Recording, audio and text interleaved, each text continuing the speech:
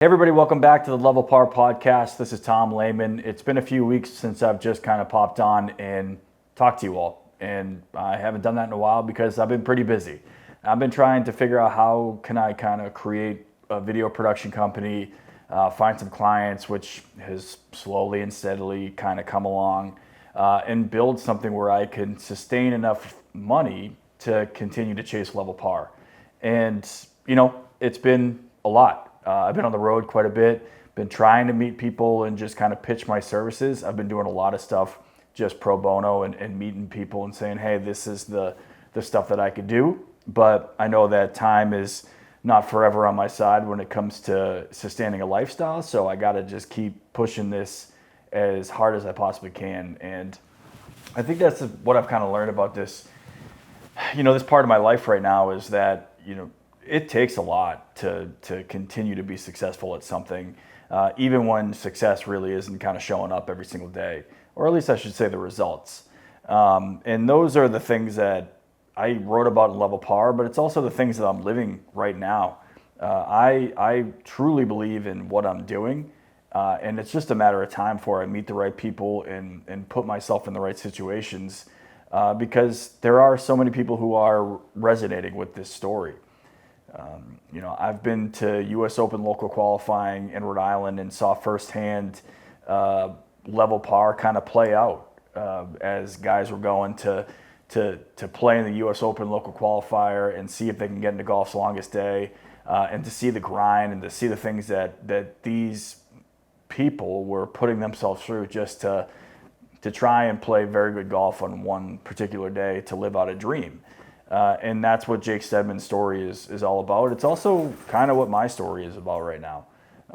This golf industry is flooded with people who are creating content, who are putting themselves out there, who are playing golf. And I'm kind of trying to take the perspective of, no, you're getting an author and you're getting a golfer and you're learning about this person's quest to make a living out of this. And that is what is kind of happening for me every single day. So it's a lot of continue to shake hands and meet people and put the book in the right places. A lot of it is continuing to hone my message and get better at videography so I can keep putting out better podcasts, better quality, and continue to add to the repertoire that I bring as a storyteller, as a videographer, as somebody who is in the visual arts. All of it is kind of just happening organically.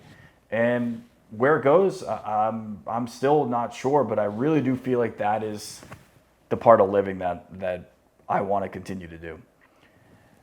There's so much out there. Like I think about, I've applied to hundreds of jobs and had one interview in the last 6 or 7 months, and it makes you realize like how much you have to do this on your own, how much you have to find something that you love, find something that you're passionate about, find something that you could bring to the world and continue to do that. Whether that means it's successful or not, I find that the more that I do, the more that I'm becoming the person that I want to become. And I can see where it's pushing me in the right direction. So even if there is another job that I have to take at the end of this thing, I'll be a better person for the things that I've had to deal with over the last couple months and the things that I'm continuing to build myself into. And that's really what Jake Stedman's story is about, is noticing that and not succumbing to the anxieties and the imposter syndrome that will come naturally along the way. When you do things that you've never done before, when you've tried things that you never even really thought you could try, there are going to be those situations where you're just not really sure that this is working. But then you meet somebody who reads the book and they say, hey, this was great. Or they say something like, this is helping me out. I can totally see myself in this character. It makes you want to continue to show up. It makes you want to continue to keep beating the drum and getting this out there and meeting more people, because there are so many people who could relate to a story like Jake Stedman's. I think one of the things that I wanted to get across in this book, and as you read it and as you digest it, was that, it's not too late. We are getting later in life. I mean, I'm 42. I'll be 42 next month. And there's still a ton of time, but there's also kind of an urgency around time as well too. We're seeing a lot of things change in the world very quickly, and the human experience is getting different every single day and every passing moment, every time somebody puts a new prompt into AI. So there is kind of like this hurry up mentality, but there's also a mentality to kind of be like, all right, let's reposition whatever we want to do with our lives. And that's the way that I'm kind of looking at this. I don't want to say challenge right now, because I have an apartment. I have family that loves me. I have friends that I can call, and those are things that mean more to me than maybe ever did before in my entire life.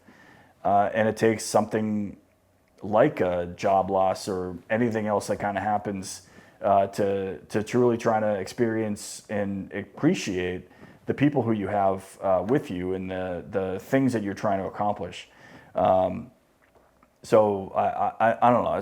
This is a long-winded way of saying that I'm where I want to be. I'm not seeing the success and the results that I thought I would kind of immediately, but I also feel like that is the world that we live in now. Like, this is going to take time, and this is going to take work, and it's going to take more, content creation days like this, where I'm setting up multiple cameras and trying different things, and trying to make this as cinematic as it possibly could look. So that is just another teaching point for me to practice, to put in the time, to put in the effort, and to show up, and to show up, and to show up for myself. And that's something that I don't think I'll ever regret doing, is if I continue to put in the effort and the time that this will take.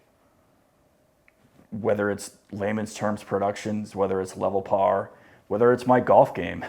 Like, I think some of you saw, I shot 78 at Owl's Nest, and then the next round, I probably hit the ball kind of just as good. I definitely struggled a little bit at Shaker Hills, but I shot 92, and I had to be okay with it. Not every day is linear. Not every moment is linear. Not everything goes up. Not everything goes down. Not everything stays the same. That's the important part of life, is that the more you put in, the more data you give yourself, the more prompts you give yourself as a human being, the better you're going to be on the other end of things. So, I think about what's coming up in the next month. I've got a trip to Scotland, which I'm super excited about, with some good friends. I've got a trip down to Virginia to talk about potential video stuff with a client. And I'm just meeting really, really good people along the way.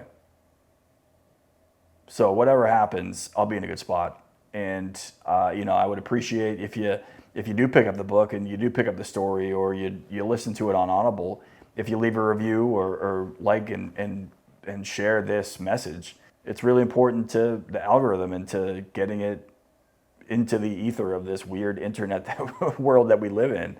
But at the end of the day, I'm just very appreciative of the people who are continuing along on this journey with me, the new folks who I'm meeting, and the ability that I have to tell a story that I'm very passionate about. For more updates on Level Par, you can follow me on Instagram. And if you want to order your copy of the book, please go to levelparbook.com.